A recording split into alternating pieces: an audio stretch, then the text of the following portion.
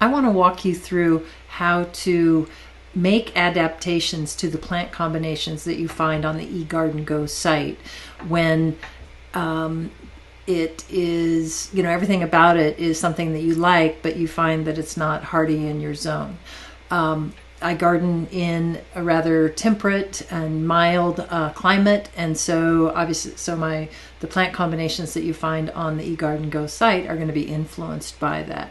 So I wanted to, and I get inquiries from people that are gardening in colder climes and looking for advice in terms of how to utilize the site. So I'm doing this video and I'm going to walk you through a pretty basic example of doing that substitution, and then hopefully that'll kind of help. So I think the easiest way to address this is just get in there and let me dig in and show you. So, okay. First of all, I'm on the site. I'm at, exploring plant combinations, and I've got a basic search in here. I am filtering for plant combinations that want full sun, that their water needs are relatively low, and that have wonderful foliage. So there are a total of 92, and we can see that here, 92 plant combinations that meet those criteria. And I'm going to go in and we're going to look at one of them more closely. And the one that we're going to look at more closely is a pretty simple one because that's where I want to start. It's made up of 3 plants. So, and oops, let me get in there and show you the whole. So here we are. This is actually a combination out of my garden that has a New Zealand flax, echinacea, and a lavender. And we can learn more about each of those individual plants down here.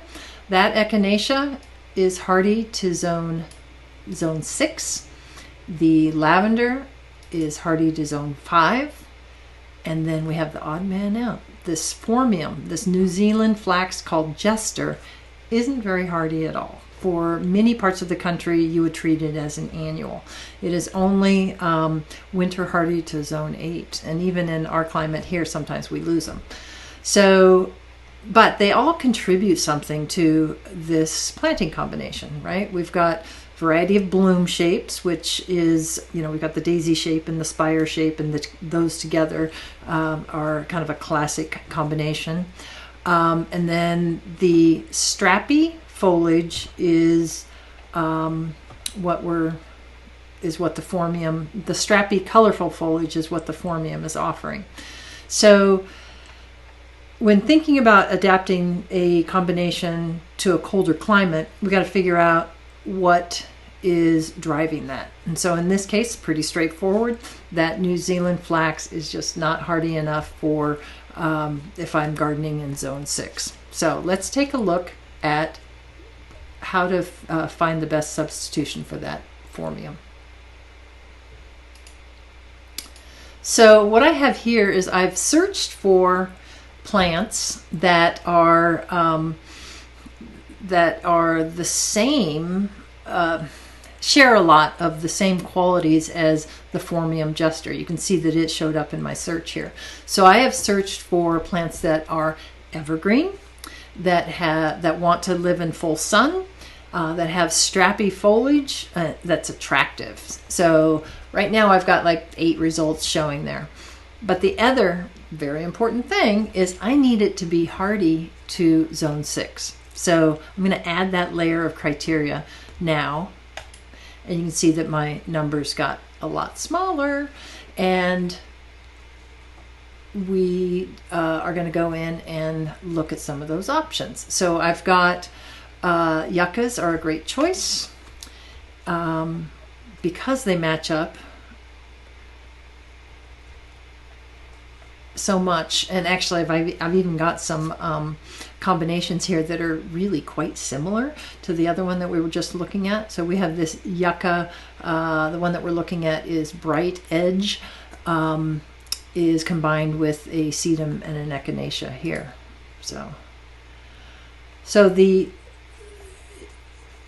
and I have a number of different yuccas on the site. So this is Bright Edge, but Color Guard, very, very similar, is also hardy to zone 6, shares all those qualities.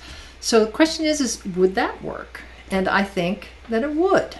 So if we look at, go back to this combination and just put, let me put this up in here.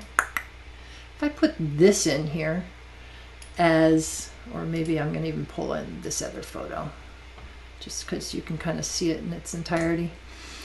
I think that that works, right? So when the formium is in, excuse me, the yucca Color Guard paired with those two would look fantastic. So I'm going to go and I'm going to do one more thing with you, and I'm going to show you a little bit more complicated, plant combination that has a little bit more of a garden feel. And so this has, we'll look at that here. I'm going to show you the individual plants that are in this. Notice we've got that New Zealand flax in there again. It also has a grassy texture from miscanthus, a deciduous shrub, and some bloomy bits as well. We've got a rose and an aster. So what is driving the hardiness of just zone 8? It's that formium again, right? So if we removed and replaced that formium with a different plant, this plant combination would be hardy down into zone 5 or 6 easily. And so to get this kind of look and feel, what if we put in a yucca in there? And I have to say, I think it still works.